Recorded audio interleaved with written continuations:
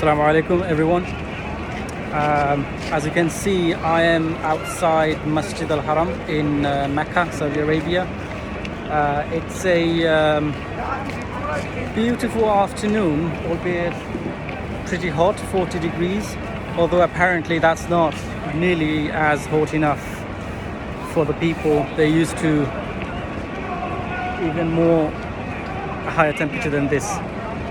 The temperature has slightly cooled now though, and people have come out, so you can see behind me lots of people doing shopping. People are giving out food to people, and the pilgrims, some of them praying, some are just sitting down. As you can see behind me, it's Al-Haram.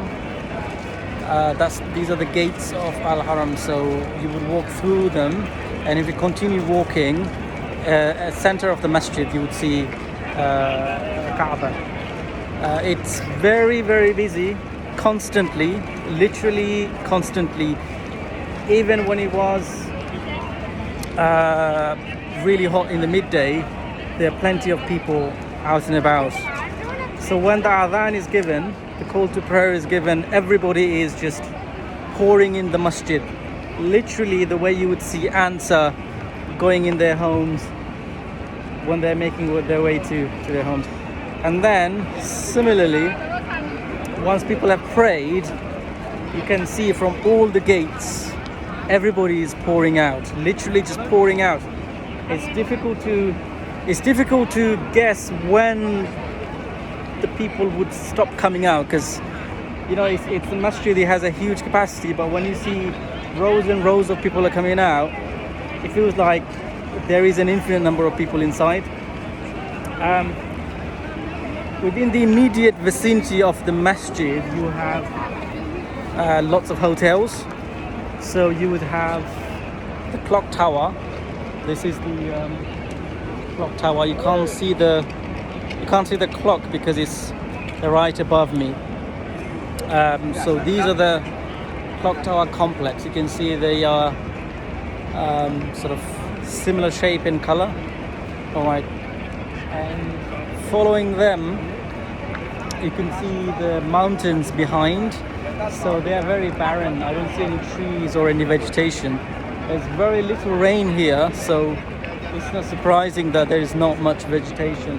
On top of that, the mountains are very rocky. They're made of rocks, so there is no it's not really possible for plants or vegetation to grow.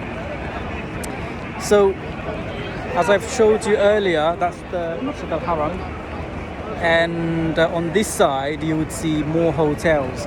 Most of these are hotels that accommodate people who come here to perform Hajj or Umrah. It's also a huge construction site. So you can see behind me the minarets. The new minarets are being built.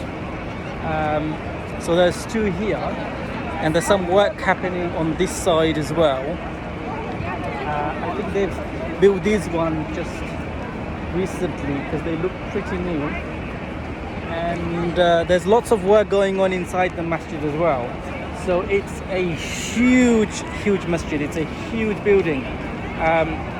It's been cited as the most expensive building in the world, apparently, worth about $100 billion plus. But obviously with the extension and everything else, it's likely to get even bigger, have even greater capacity, and be able to welcome more people. I think the plan the government has is to be able to accommodate about 30 million people. So they would like to have about 30 million people visiting. I'm not quite sure, is it during every Hajj or during every year? But there is a sea of people. I mean, people are really busy. They're very focused on whatever they are here for. Often you see people are in groups. So you would see people coming from various parts of the world. So I've seen many groups of people from Indonesia, Bangladesh, Pakistan. So many people come in Hajj or Umrah tours, and they come together. I suppose the benefit is if you come in a group and then somebody guides you through the process, then you're able to follow the process in a way that's prescribed. Whereas if you are here like myself, by myself, then you have to sort of learn the rules a little bit and then implement it. But you only really truly learn when you do it in practice. And I did some reading on the plane, and also before I embarked on the journey. But when I actually did the Umrah, that's when it was very clear to me what exactly is it I'm supposed to do. I feel like I've done it as best as I could given the circumstance, and I hope Allah accepts it from me. It is a sanctuary. It's a place of peace and safety for people. So the draw that this place has on people is quite amazing, actually. Many people, millions, hundreds of millions of people would live all their lives facing this direction, this very direction behind me, all across the world. But unfortunately, not everybody will be able to visit this place. So many people who have this aspiration that they want to be part of this journey. But you see, it's the will of Allah Azza wa Jal, and some people have this desire fulfilled, some people, they don't have it fulfilled for various reasons. So at the end of the day, inshallah, Allah will reward those who have correct niyyah, intention and desire, but are not able to make it for whatever reason, be it poverty, be it disability, or be it other reasons.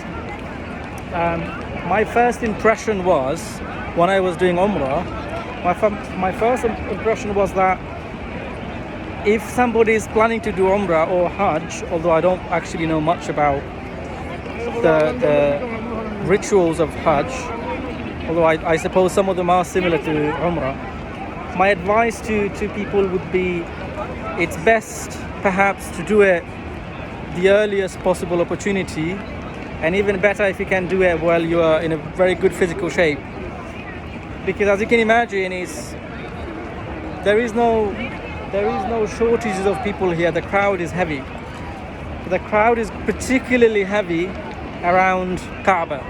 So as part of the Umrah ritual, one would have to encircle the Kaaba 7 times, and if possible, kiss the black stone, and then be around Maqam Ibrahim, which is the station of Ibrahim. It's a place of prayer. It's very, very crowded, and when I say crowded, I mean about 100 people pushing you from behind, and 100 people pushing you from both sides, and 100 people are pushing you from front of you. So if you are not in good physical shape, you won't be able to do some of the rituals the way they were done by the Messenger of Allah Sallallahu Alaihi Wasallam. Of course, there are substitutes. Somebody who would not be able to, let's say, for example, kiss the black stone, they can alternatively do an ishara. They can do a sign, and that would be sufficient. But if someone has a desire to go very close, then it's probably best to come while you're young and strong. Of course, it won't be possible for many people for whatever reason, but those who are able to, it's something to think about.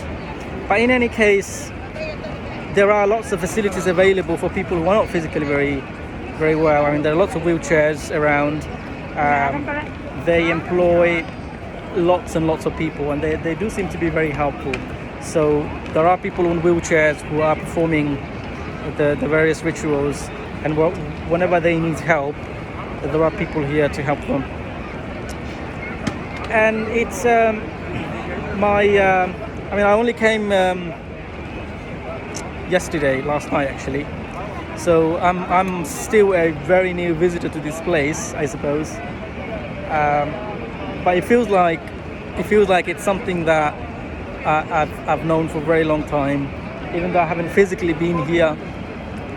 Of course, I mean, it's been part of our life as Muslims for all our lives. You know, Mecca, its sanctity, its history, its future. All of this is very important to Muslims. So we as Muslims always feel very close to Masjid al-Haram. And I pray that Allah Azza wa Jal makes it easy for people to come here and perform this important deed of their lives. And inshallah, Allah will accept Allah will accept people's deeds, their performance of Umrah, and whatever they're performing the Umrah for will be fulfilled.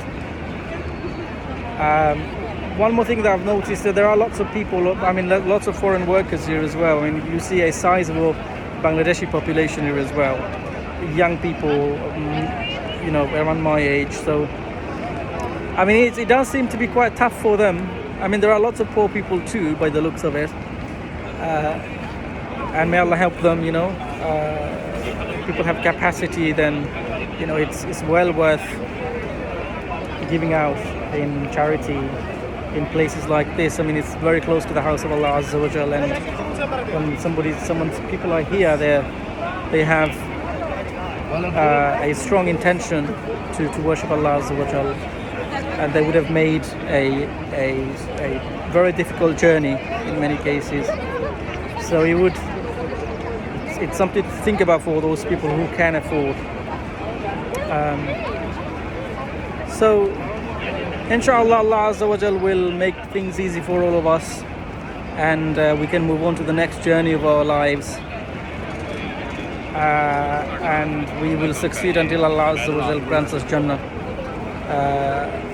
And it's been an amazing journey for me, although I'm still processing it. I only came last night, and I feel like, initially I didn't want to sort of stay for too long for whatever reason, but now that I'm here, I feel like I could stay for long. I would like to stay for long if I could, because it feels like the more I'm going to be here, the more I'm going to love this place. I'm already loving this place, absolutely.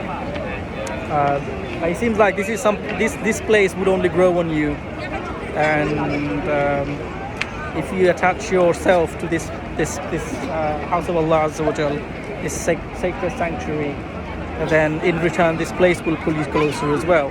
It might not be possible for many challenges that life has presented to us, but I ask Allah to make it easy for us to return to this place many times in our lives, especially for me, for the people, for my family, for people around me and close to me.